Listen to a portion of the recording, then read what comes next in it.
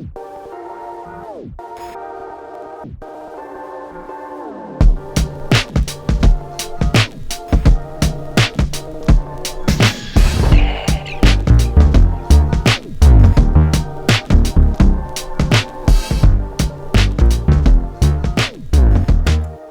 to my channel. Welcome to the Migrant Explorer channel, where we talk about anything about the migrant life here in Australia. I've been staying here 5 years now, and it's been a beautiful time. But on today's episode, we're going to be talking about things I wish I knew before moving to Australia.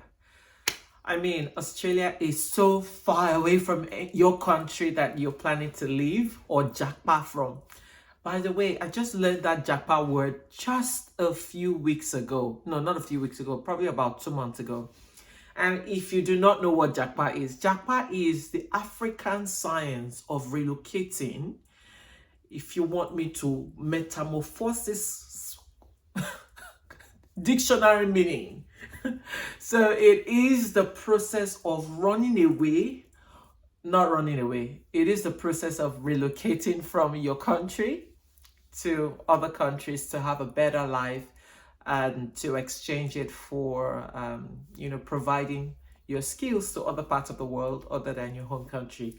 That's not what today's topic is about. So today's topic is mostly focused on the very things that I wish I knew before moving to Australia.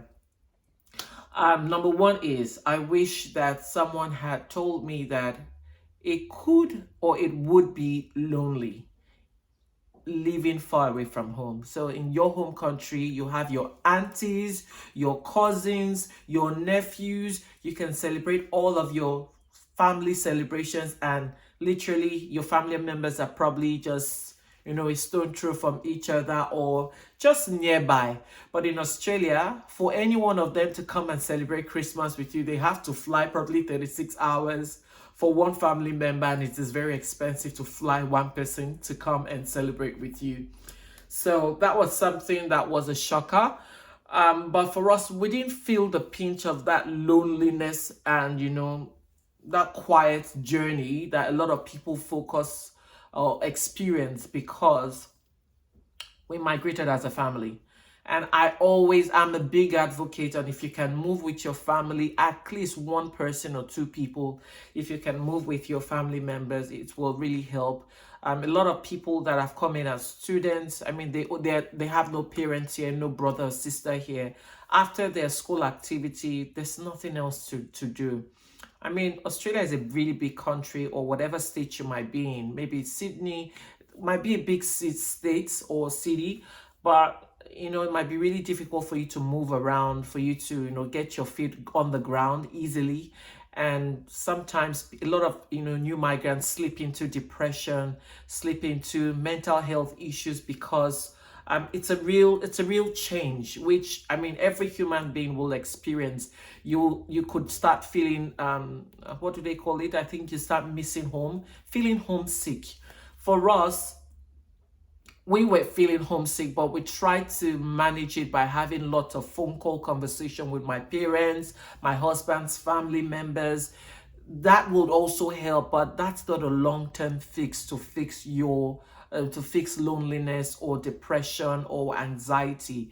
I think for us, we didn't initially or immediately align ourselves with our local community, like the Nigerian Association. We didn't immediately, identify, because I think one of the biggest issue for us was that Nigerian people, they have wahala, too much dramas. So we just felt that if we integrated or identified ourselves with any of these community support groups, that there will be too much dramas. Yes, there are dramas, but that's what kept us away from it, and we didn't benefit immediately from it.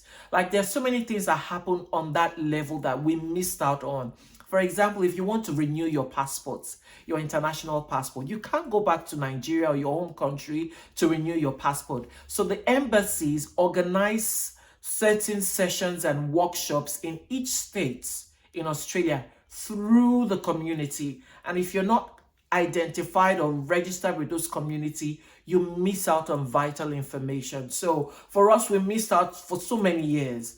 And it was just only recently we just decided that, you know what, we want our children to still grow up, still having, connections to their roots. And that's what a support group, community support group does for you. It helps your children and your children's children still have their roots grounded in them. And you don't want to move all the way from your country down here and lose your value, lose who you are, what makes you you. You do not want to lose it because you moved overseas.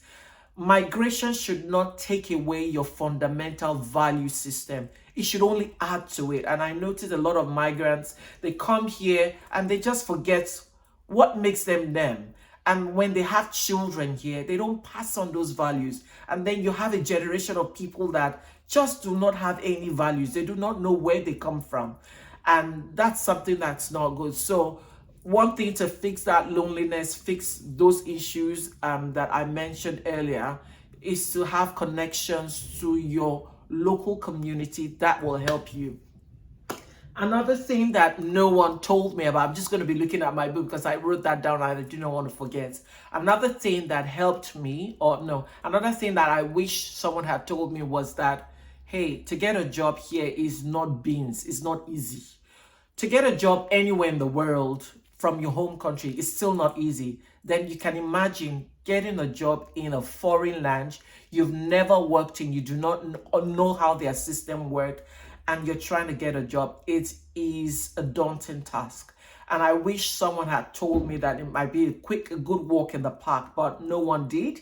So that's why this channel is designed to tell you that, so that before you leave, you are fully aware that, hey, your distant cousin Mary here has told you that it ain't easy getting a job in Australia. So my experience was when I arrived here, I would not sleep because anyways, I was having a jet lag.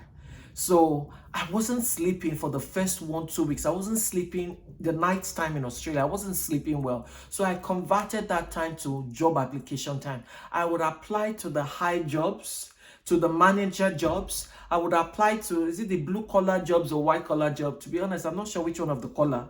But point is, I will apply for the jobs that I was overqualified for, the jobs that I was desirous of, the jobs I really wanted.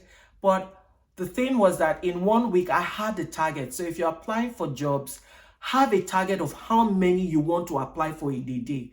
Don't let a day go by without you applying for jobs. Don't let a day go by without applying, having a target. So for me, I had a daily target of at least 20. So what are the job sites that I used? The job sites that I used was seek.com. I used LinkedIn. I used Indeed. But where I noticed I think I was comfortable with was Seek. And I think in Australia, a lot of people use seek.com. So go ahead and set up your profile, what you can do. Sometimes the things that you think you can do, you don't have them on your resume. The skills that matter the most, you need to reflect it in your resume. Even if it was volunteering in your local church back at home, that is a skill. That is a skill. If you were leading the youth group, that's a youth coordination group. So you can put that as an experience and get a reference for it. So anything you can think of, don't think about it as just an office quote suit and tie job. No, don't think about it that way. Always think about what have I done in the past before coming here that I think that can be exchanged as a service. So you need to think about that and put that as a reference that you have done that job and the name of the company you have done it with. So those were the things that I did. I think my target every day to apply for jobs was about 20. So that's how I worked my way. And when the first job that I got, to be honest, was not something I've ever done. But I looked at it, I've taken care of my grandma before, taking care of some elderly person at some stage. And I jumped on that job because the first thing you want to think about is, I'm not looking for starters when I first come into Australia. That's not the thing you should think about. First of all, think about what can pay the bill right now. And then still keep your options open by still applying for the jobs that you still want to get eventually. But the most important thing was getting a job that could pay the bills right straight out, straight, because You don't want to feel that pinch, the pinch of paying for your gas, for your utility, your electricity, your phone bills. You don't want to feel that pinch. So you need to get a job, as even if it's at McDonald's. And the pay rate in Australia isn't bad, like compared to other places, like it's $16, $14, $10. In Australia, you can comfortably get, as a new migrant, you can comfortably get something in the range of about $20, $21. If you calculate 8 hours or 7.5 hours on that rate, it's not too bad if you did 5 days in a week. So don't see yourself and say, oh, I used to be a manager in my country. How can I be doing McDonald's? Get that out of your mind, girl. Get it out of your mind, because you do not want to have that mindset moving as a new migrant, because no one cares about your status. You should only be thinking of who will pay your bill, because status will not pay your bills. So can I get an amen with that? Amen. So another thing that I wish someone had told me before I moved here was that you need to buy things cheaper from your country than buying it here in Australia, because it's terribly expensive. I mean, things like hair products, wigs, weave-on, anything that would make you bougie, make you look fancy. To be honest, just pack that in your portmanteau, in your luggage, or in your handbag and bring it with you.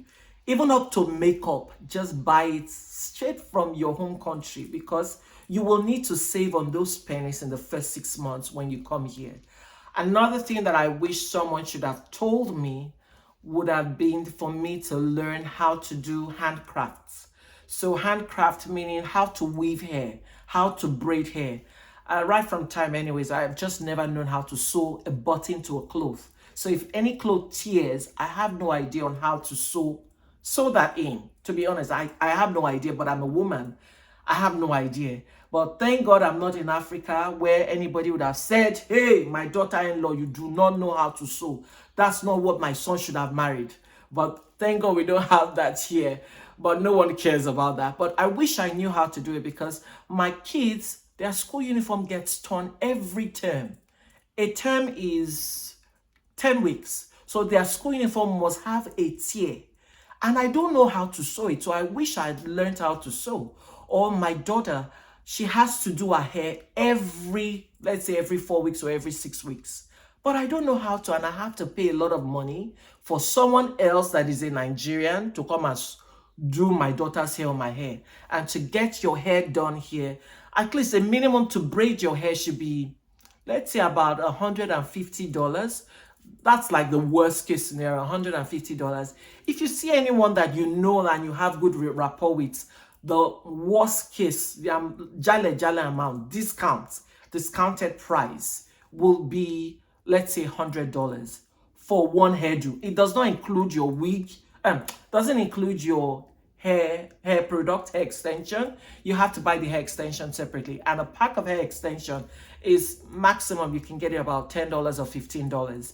And you can imagine, if you multiply, you will not use one hair extension. You will have to use like 3 packs for just one hair.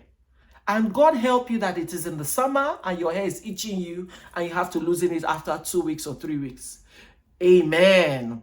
That is a bad thing, because you spend a lot of money. So that's something you want to, put into consideration. I wish someone had told me to go and learn that as a trade before coming here, because I would have saved so much money that I've paid to my hairstylist. But if you're watching this, I love you. But I wish I learned what you already know while you're already in Australia. So Bola is my hairstylist, and she does my hair and my daughter's hair.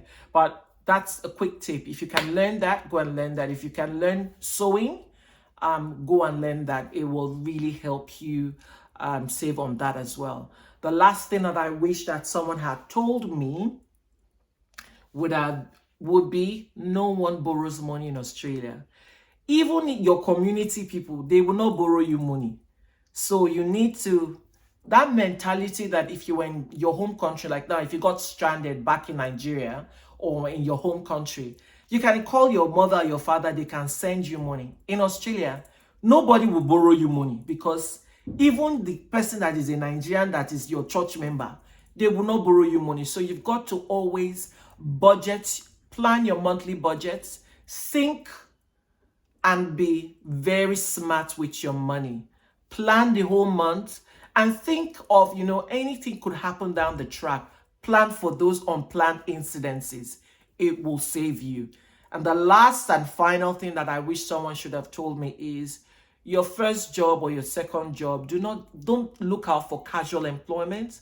Try to get permanence as much as possible. Look out when you're applying for jobs, get permanent employment. There's some potential job security when you have a permanent employment. It means that you are a staff, and if you're casual, you're just disposable. But bear in mind, even if you're permanent, you're still disposable. So, but that's a bit better than being casual. So with those things, I believe that with those tips that I believe that I wish someone should have told me, those were my experiences, and I wish that I knew that at least in the first 365 days of moving to Australia. But now that you know, you can do better, because when you know, you can do better. So having this knowledge will empower you to make the right decisions and smart decisions in your first 1 year moving to Australia. So I'll see you in the next video. Bye for now.